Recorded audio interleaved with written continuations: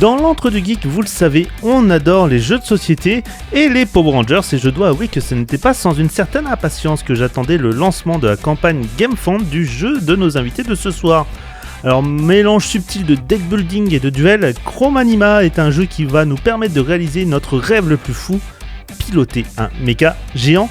Et pour nous en parler ce soir, nous recevons Vladimir, l'auteur de ce jeu, et Kevin, son lead designer. Vladimir et Kevin, bonsoir.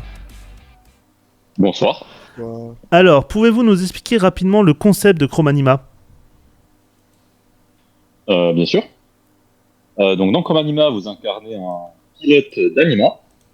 Votre objectif va être, dans le mode du coup joueur contre joueur, de défaire tous vos adversaires, et dans le mode joueur contre système, de protéger la civilisation des kaijus et autrement ceux qui pourraient vous tomber dessus. Et du coup, ça va jouer à partir de cartes, c'est bien ça ? Tout à fait, c'est un jeu de cartes avant tout, c'est un jeu de deck building. Et ces cartes, en fait, ce deck, il va se construire comment ? Alors, chaque joueur va commencer avec une carte qu'on appelle un anima core, donc pour cœur, et un petit deck de chat. Donc c'est une dizaine de cartes qui vont apporter les ressources de base pour commencer à construire. Il y aura une rivière centrale dans laquelle les cartes vont tomber au fur et à mesure, donc les différents animas. Chaque joueur va à son tour acheter des cartes qui vont aller dans sa défausse. Et une fois le deck terminé, on remélange la défausse, on pioche les cartes qu'on a achetées et on commence à assembler son robot ainsi qu'à jouer les cartes sur le côté. Alors, c'est un concept quand même qui est assez original. Comment vous est venue l'idée de mettre des cartes avec des mechas ? Alors, je suis personnellement un très grand fan de Power Rangers depuis que je suis tout minot. Le genre de deck building, c'est un des genres que j'apprécie le plus. Et je me suis dit, donc, mixer les deux, ça allait de soi au vu de la personne que je suis. C'est génial. Je me sens moins seul d'un coup. On va être très honnête. Et du coup, j'imagine que vous avez dû vous inspirer de beaucoup des Super Sentai ou des Power Rangers pour la version américaine. Alors, bien entendu. Notamment, du coup, la série de 2002 qui est Power Rangers Wild Force. Donc, Power Rangers au Japon. Qui, du coup, nous a inspiré la plupart des robots. Donc, notamment le plus iconique, le Lion Rouge, qu'on retrouve à travers plusieurs séries, mais bon, j'ai grandi avec celle-là, donc c'est celle-là qui vient de référence. Je comprends parfaitement. Mais également, du coup, alors, petite question comme ça vous est pas venu à l'idée aussi d'intégrer des dinosaures ? Parce que je suis désolé, moi j'ai grandi avec Mighty Morphin, donc c'est pour ça. Mettre des dinosaures, non, ça vous vient pas à l'idée ? Peut-être je préfère ne pas spoiler la suite. Voilà. Regardez la campagne, il y a peut-être un dinosaure qui est présent.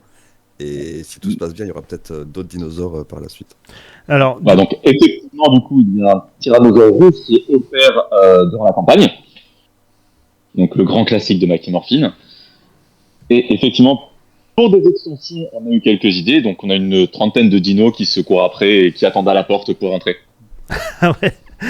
Bon, de quoi encore me motiver encore plus si ce n'était pas déjà le cas.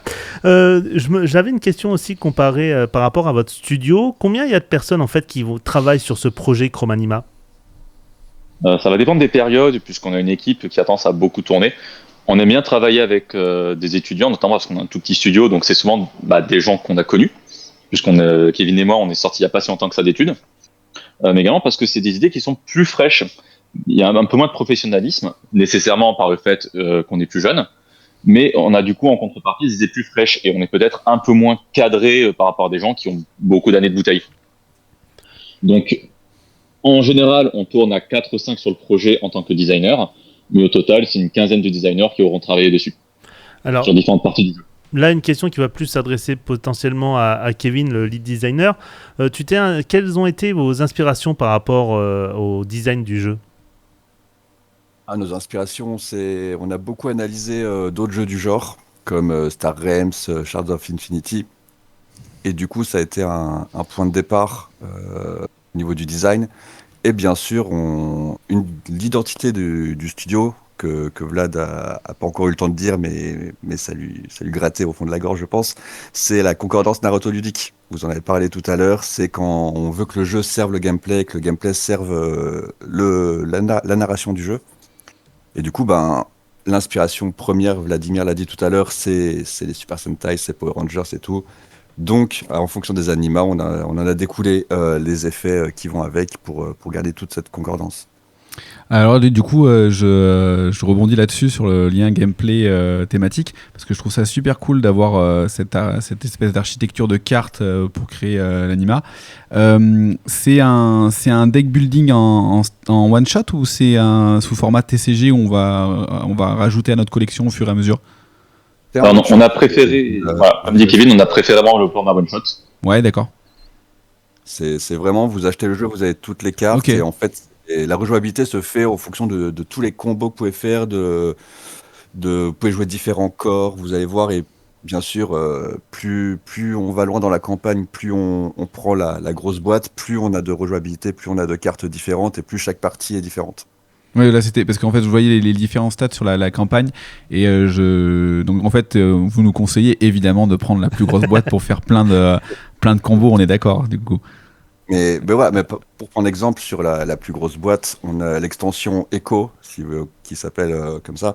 C'est en gros tous les animats qui font partie du jeu de base et de l'extension Titan sont dédoublés avec leur version Echo. Et c'est une version différente dans le sens où le membre qu'il représentait l'anima au départ, donc par exemple un bras droit, devient un bras gauche en version Echo avec un effet différent. Ce qui nous a permis de dédoubler le jeu sans dédoubler les illustrations, parce que vous doutez bien que faire plein de cartes uniques, c'était compliqué. Donc là, en gardant les mêmes illustrations, juste en les switchant de côté et switchant de color, on a pu mettre une autre dose d'effets par-dessus, de game design par-dessus, et du coup, de donner une grosse rejouabilité au jeu, et tout en poussant un peu, vu que c'est une extension, tout en aidant les joueurs expérimentés qui ont joué beaucoup au jeu pour leur donner encore plus de rejouabilité. Alors, comme on dit. Après, Kevin, pardon, allez-y. Vas-y. J'allais dire, Kevin dit ça, je tiens quand même à souligner qu'on a déjà plus d'une centaine d'illustrations dans le jeu. Ouais, et puis Donc, les illustrations sont top, hein, je trouve, comme ça. Moi j'aime beaucoup le style là, comme ça. Ouais, c'est un style Merci très beaucoup, manga. félicitations à nos artistes, donc Victor Tissot et Félix Lyon, ainsi que du coup tous les autres qui auront participé dessus. Alors, Voilà. c'est aussi le travail du coup du studio, parce qu'on n'en a même pas parlé, c'est Hat Hat House House Studio. C'est le premier jeu de ce studio, non? Alors c'est le deuxième, même si effectivement c'est le premier gros jeu qui est tout public. Notre premier jeu, c'était une petite campagne Kickstarter qui remonte à il y a 2 ans maintenant, je crois qu'on était en 2023 quand on l'a lancé, qui s'appelait Love and Craft. Du coup, qui était un petit jeu de cartes typé party game, tourné autour de l'univers de H.P. Lovecraft. Et du coup, pourquoi avoir choisi de passer par ce système de crowdfunding et non pas en essayant de taper aux portes des gros éditeurs? Principalement parce qu'on voulait garder un vrai contrôle sur le jeu. On sait qu'en allant chez d'autres éditeurs qui sont plus gros, on risquerait de se faire supplanter. Et par-dessus, par le fait qu'on a cette double casquette d'auteur et d'éditeur, c'est compliqué de travailler avec d'autres studios, puisque en fait, on pourrait pas nous se faire connaître en tant que maison. Et si on ne se fait pas connaître en tant que maison, c'est-à-dire qu'à chaque projet qu'on fait, il faut recommencer de zéro. Alors justement, en parlant des projets que vous avez, est-ce que j'imagine qu'il doit y avoir une suite qui est prévue pour, alors aussi bien pour Chrome Anima que pour Hat House Studio? Tout à fait. On a déjà 2-3 jeux dans les tiroirs qui sont prêts à être présentés du coup à Cannes en février prochain. À savoir que du coup tous ces jeux font partie du même univers. Chrome Anima est un début, mais c'est en fait un début d'un univers étendu. Ah, D'accord, ça c'est intéressant ça. je fais encore un coup de pied là à mon banquier qui se prépare, clairement. Donc effectivement, dans Chrome Anima, vous allez incarner donc les pilotes qui sont le top de l'humanité. C'est vraiment donc les Power Rangers, on peut le dire en regardant les licences. Dans notre prochain jeu, du coup, vous allez incarner plutôt le bas de l'échelle de l'armée. Donc les petits troufions qu'on envoie à la mort face aux grands titans. D'accord. Et pourquoi cette volonté de faire un univers étendu comme ça? Alors notre raison principale, ça nous permet pas de conserver des artworks puisqu'on tient à tout refaire, mais ça nous permet en fait d'avoir une base d'univers qu'on peut appliquer sur tous nos jeux. D'accord. Puisqu'on aime beaucoup ces jeux du coup d'aventure où on essaie de raconter quelque chose à travers le gameplay, avoir un système et un univers qui sont déjà à peu près faits, ça nous permet de naviguer, avoir déjà des contraintes mises, donc de faciliter notre design. Et par-dessus, avoir quelque chose d'étendu, je pense que ça attire quand même pas mal de monde aujourd'hui. Ça c'est clair. En attendant, donc on rappelle Chromanima. Alors je suis désolé, je suis obligé de mettre cette musique pour annoncer la fin. Évidemment. Chromanima sur GameFound, donc n'hésitez pas à aller voir et à participer. En tout cas, je lance un appel encore une fois à mon banquier pour lui rappeler qu'il va falloir augmenter le débit de ma carte. Merci en tout cas Vladimir et Kevin d'avoir répondu présent et on vous souhaite bonne chance en tout cas pour Chromanima. Merci beaucoup. L'Entre du Geek sur Happiness.